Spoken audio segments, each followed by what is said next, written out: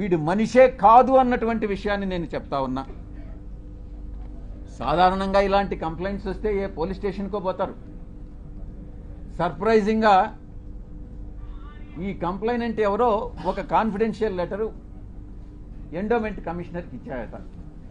ఆ బుద్ధి లేని ఎండోమెంట్ కమిషనరు దాన్ని ఎందుకు లీక్ చేశాడో నాకైతే అర్థం కాలే. కాన్ఫిడెన్షియల్గా ఎంక్వైరీ చేయాల్సినటువంటి ఒక అధికారి దాన్ని మీడియాకి ఎలా ఇస్తాడు? అధికారికి బుద్ధి లేదు, తీసుకునేటటువంటి మీడియాకి ఎలా బుద్ధి లేదని నేను ప్రశ్నిస్తా ఉన్నా.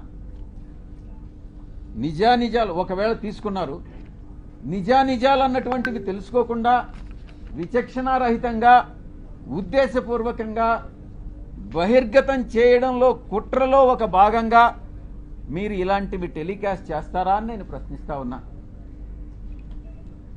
ఈ యొక్క మీడియా ఒక సెక్షన్ ఆఫ్ మీడియాలో ఇవి ప్రసారం చేయనటువంటివి 4 ఛానల్స్. TV9 ప్రసారం చేయలేదు, 10 TV ప్రసారం చేయలేదు, సాక్షి ప్రసారం చేయలేదు, NTV ప్రసారం చేయలేదు. మిగతా అన్ని ఛానల్స్ ఏదో ఒక రకంగా ప్రసారం చేసినటువంటివే. మీరు ఒక్కసారి చూస్తే ఈ ఛానల్స్ అన్నీ కూడా ఒక సామాజిక వర్గానికి చెంది వెస్టెడ్ ఇంట్రెస్ట్ ఉన్నటువంటి ఛానల్స్ అన్నటువంటిది మీరు అర్థం చేసుకోవచ్చు. ఎవరు టెలికాస్ట్ చేశారన్నటువంటిది కూడా కానీ మీరు ఇంకా కొంచెం లోతుల్లో కానీ వెళితే ఆ యాంకర్స్ కూడా అదే సామాజిక వర్గానికి చెందినటువంటి వాళ్ళు అన్నటువంటిది చాలా స్పష్టంగా తెలుస్తూ ఉంది. ఇంకా ముందుకు రావాలి, ఇంకా ముందు విషయాలు ఉన్నాయి. ఒక వ్యక్తి చేసినటువంటి ఆరోపణలను దృష్టిలో పెంచుకొని ఒక మహిళ క్యారెక్టర్ మీద దెబ్బతీస్తారా? ఒక మహిళ క్యారెక్టర్ మీద దాడి చేస్తారా? ఆ స్థానంలో నేను ఒక్కటే అడుగుతున్నా, ఒరేయ్ వంశీ, నీకు అమ్మ లేదా? నీకు అక్క లేదా? నీకు అమ్మ చెల్లెలు అక్క చెల్లెలకి తేడా తెలియదా?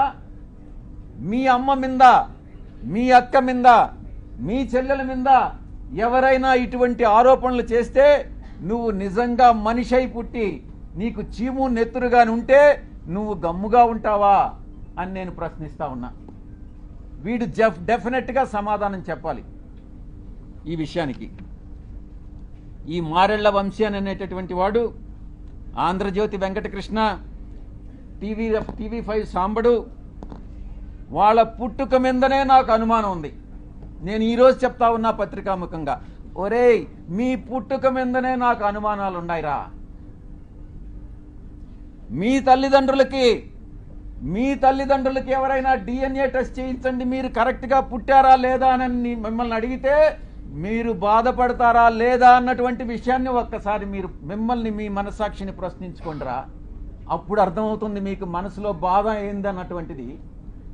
ఆరోపణలు చేయడం కాదు, బ్లాక్మెయిల్ చేయడం కాదు, డబ్బులు సంపాదించడం కాదు, మనిషై పుట్టిన తర్వాత సమాజానికి సేవ చేయడం రా ముఖ్యం.